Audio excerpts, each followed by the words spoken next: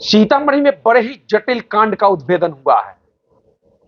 पूर्व प्रमुख हत्याकांड में बड़ा खुलासा पुलिस के द्वारा किया गया है। महज 18 दिन के अंदर पुलिस के द्वारा घटना का उद्भेदन किया गया। वहीं हत्यारे को गिरफ्तार कर जेल भेजा गया है। अपने ही पत्नी के हत्या की साजिश रचते हैं पूर्व प्रमुख के पति भूषण बिहारी।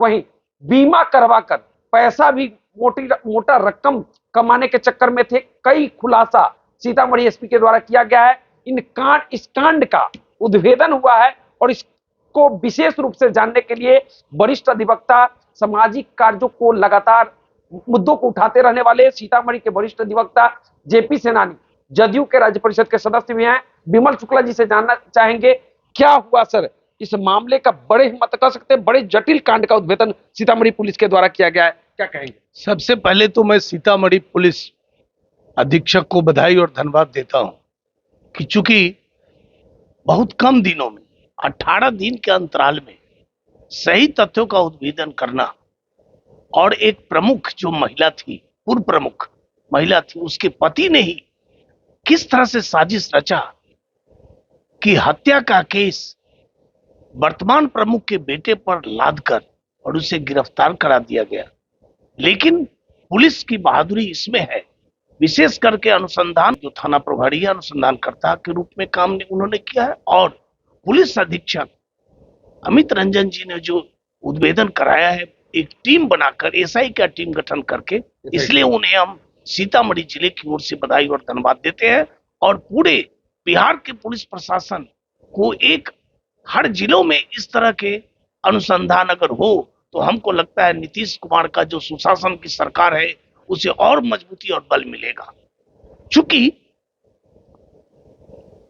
जो हत्यारा अभी गिरफ्तार हुआ है भूषण बिहारी, जो पूर्व प्रमुख के पति है,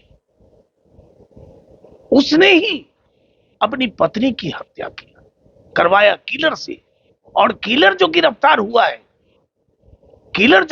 हुआ है उसने भी अपने बयान में, जैसा मुझे जानकारी है कि अपने स्वीकारोक्ति बयान में कहा है कि उसे 2 लाख रुपया जरूर दिया गया, लेकिन ये नहीं कहा गया कि हमको पत्नी की हत्या करवाना है। बताइए किस तरह का शातिर वो भूषण बिहारी अपराधी है। इस तरह के लोगों पर तो त्वरित कार्रवाई करते हुए और तुरंत सेशन खुलवाकर और इस पर पुलिस प्रशासन अपना अभियोजन साक्ष्य देकर और इसके तुरंत न्यायालय के समक्ष इसका फैसला होना चाहिए।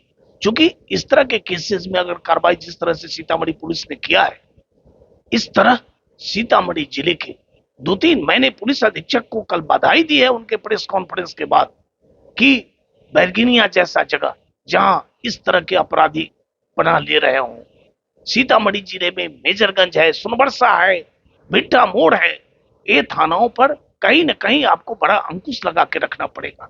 नेपाल बॉर्डर से स्थित जितना भी थाना है, बेला है, यहाँ कहीं न कहीं तस्करी, अपराधी और नेपाल बॉर्डर होने के कारण अपराधियों की सभी तरह के अपराध वहां पनपते रहते हैं, मनोबल भी बढ़ा रहता है। हम निश्चित रूप से पूर्व एसपी मनोज तिवारी जी को भी बधाई और धन्यवाद देते हैं। अपने कार्यकाल में उन्होंने काफी अच्छे रूप से काम किया और अमित रंजन जी बहुत कम दिनों में हुआ है, लेकिन उन्होंने जी ये उद्बोधन किया है, ये निश्चित रूप से काबिले तारीफ कार्य हुआ है।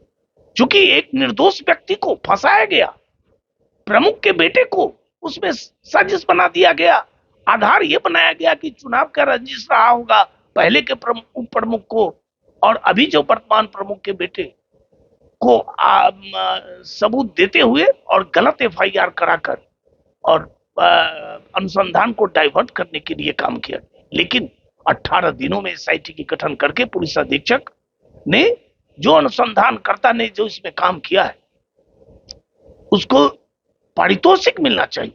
हम अपने सुशासन के मुखिया नीतीश कुमार जी से और सबसे ईमानदार डीजीपी विनय कुमार जी और कुंदन कृष्णन जी एडीजी अभियान, जो ईमानदार के और अपराधियों पर अपना अंकुश जमाने वाले पूरे देश में नामी अफसरों में इनकी गिनती होती है, उनसे हम आग्रह करेंगे कि ऐसे अनुसंधानकर्ता और एसआईटी गठन करके जो इन्होंने 18 दिनों में जो अनुसंधान सही हत्यारा को पकड़ लिया और किलर को भी पकड़ लिया, इसलिए उन्हें पारितोषिक मिलना चाहिए ताकि अन्य पुलिस पदाधिकारी को इससे मनोबल बढ़े और अच्छा काम करे।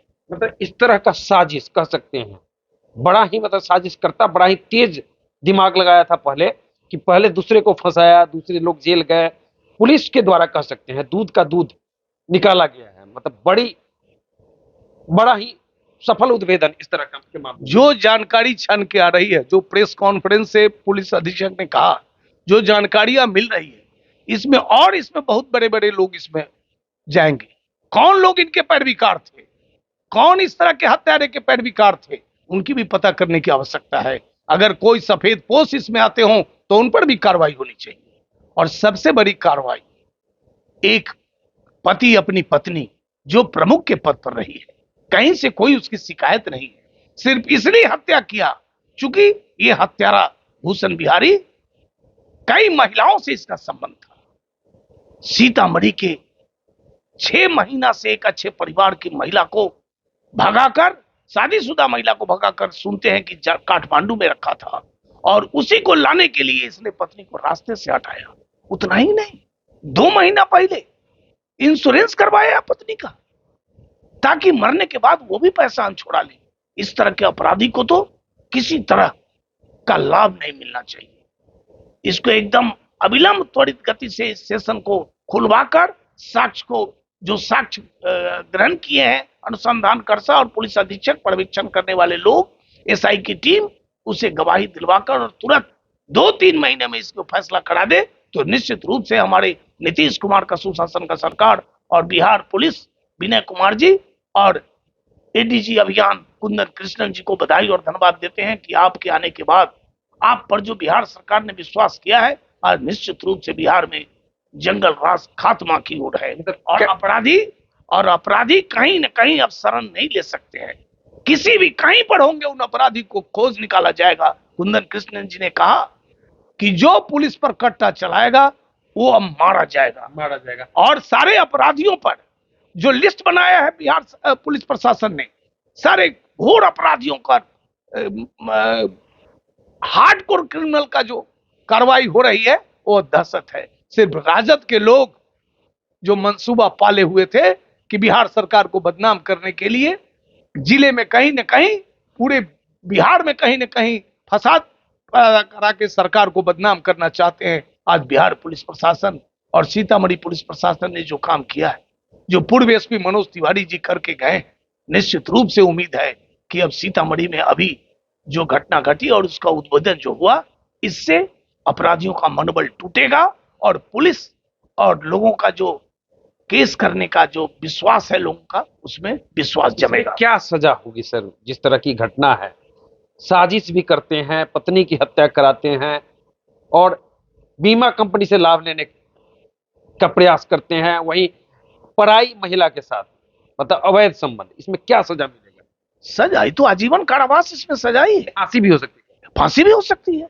ये जिस तरह से कुकर्म किया है, इसमें बचेगा क्या? फांसी की सजा होनी ही है, क्योंकि धारा भी परिवर्तित किया गया है 103(2) बीएनएस का, 3/5 बीएनएस का धारा इसमें लगा हुआ है, और 115(2) है, 109 है बीएनएस का, जो पहले 307 हुआ करता था। ये सभी धाराएं जो साबित करता है कि इसमें आजीवन कारावास और फांसी हो सकता है, अगर सभी साक्षीगणों को जल्द से जल्द साक्ष्य न्यायालय में प्रस्तुत करा दें, चार्जशीट सबमिट करके और सेशन कमिट होके और साक्ष्य होने लगे त्वरित गति से, तो निश्चित रूप से हमको लगता है कि अगर चाहे पुलिस तो 2 महीना में इसको कमिट करा के और सब चीज करा सकता है, कार्रवाई करा सकता है और सजा हो जाएगा।